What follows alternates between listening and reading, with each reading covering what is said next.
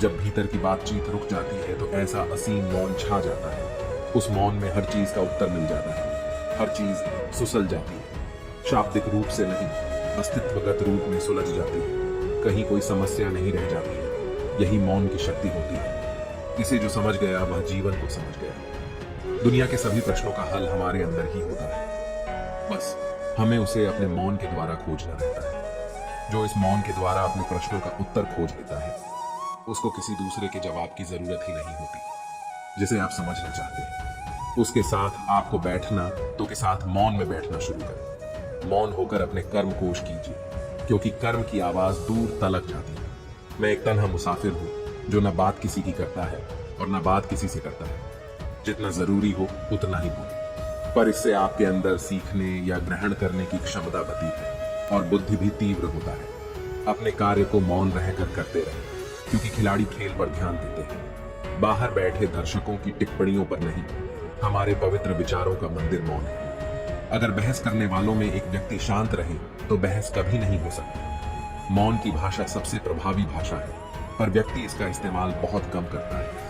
मौन में शब्दों की अपेक्षा अधिक वाक्य शक्ति होती है। शरीर का शोर सुनाई दे जाता है। कभी आराम से बैठकर आत्मा की भी सुनो। दावा करना अलग बात होती है और कर दिखाना अलग बात। जितना दिखाते हो उससे ज्यादा तुम्हारे पास होना चाहिए। जितना जानते हो उससे कम तुम्हें बोलना चाहिए। मौन वह तत्व है जिसमें महान चीजें अपना निर्माण करती हैं। भाषण रुपहली होता है, मौन स्वर्णिम होता है। इस दुनिया में वह इंसान सबसे ज्यादा सुखी और समृद्ध होता है जो क्रोध आने पर खुद को मौन रख अज्ञान की सबसे बड़ी संपत्ति है मौन।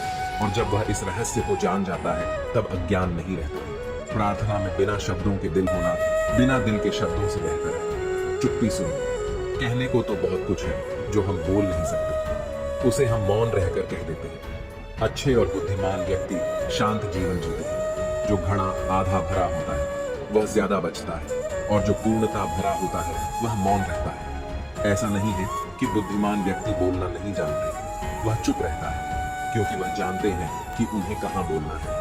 अगर आप फिजूल की बातें करना अपनी दिनचर्या से हटा दें तो आप सकारात्मक और ऊर्जावान महसूस करेंगे। जहां नदी गहरी होती है वहां जल प्रवाह अत्यंत शांत गंभीर होता है। मन तो बहुत करता है अपने सारे जज्बात तुझे बता दूं, मगर तूने कभी खामोशी को ही नहीं समझा तो अल्फाजों को कैसे समझेगी। सुना है कि सच को चिल्लाने की जरूरत ही नहीं पड़ती। चलो अच्छा हुआ आज मेरी खामोशी की वजह मिल गई। जितना जरूरी हो उतना ही बोले। इससे आपके अंदर सीखने या ग्रहण करने की क्षमता बढ़ती है और बुद्धि भी तीव्र होता है।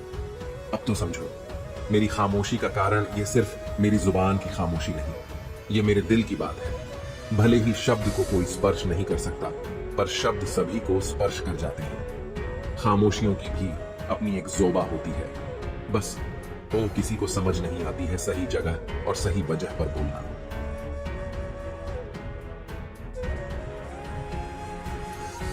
जरूरी है, वरना चुप रहना ही बेहतर है। शोर और जल्दबाजी के बीच खुशी से जाओ और याद करो कि मौन में क्या शांति हो सकती है। मौन मुख से नहीं, मन से होना जरूरी है। आपकी वाणी आपकी विजय सुनिश्चित नहीं करती, अपितु आपके कर्म करते हैं। शांति का दूसरा अर्थ संतुष्टि है। एक बेवकूफ व्यक्ति अपने भाषण से जाना जाता है और एक समझदार व्यक्ति अपने मौन के कारण शांत रहा। अच्छी आदत है, और अच्छी आदत में खुद को ढालना कोई बुरी आदत नहीं है।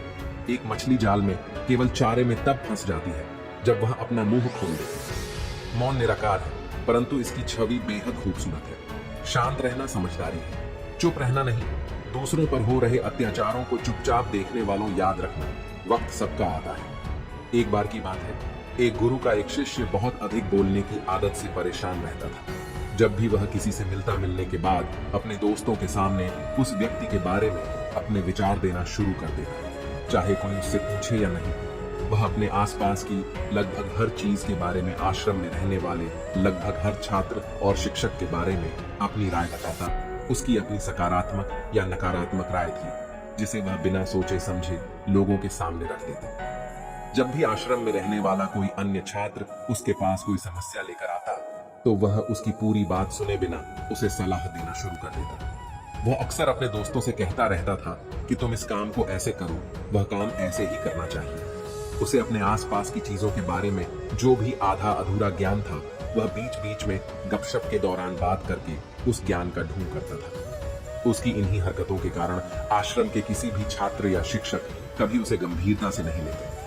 अक्सर उसके साथ पढ़ने वाले छात्र उससे दूर रहने की कोशिश करते थे, क्योंकि वह उन्हें हर बात पर सलाह देता था। कोई नहीं चाहता था कि वह उनका दोस्त बने।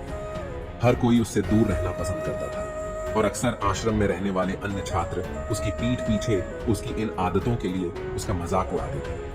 वह लड़का खुद भी जानता था कि उसकी बहुत बोलने की आदत के कारण उसे कोई पसंद नहीं करता। वह भी इस आदत को बदलना चाहता था, लेकिन चाहकर भी हर बात पर अपनी राय देने की आदत नहीं छोड़ पाता था। एक दिन वह अपने गुरु के पास गया और अपनी सारी समस्या गुरु को बताई। गुरु ने कहा, बेटा, वही व्यक्ति जरूरत से अधिक बोलता है जो सोचता है कि वह सब कुछ जानता है।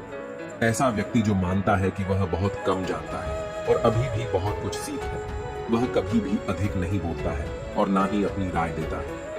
तो पहले अपने अंदर से यह अभिमान दूर करो कि तुम सब कुछ जानते हो। शिष्य ने गुरु के सामने सिर झुकाया। गुरु ने कहा, बेटा, मैं एक दिन में आपकी बहुत ज्यादा बात करने की आदत एकदम से खत्म नहीं होगी।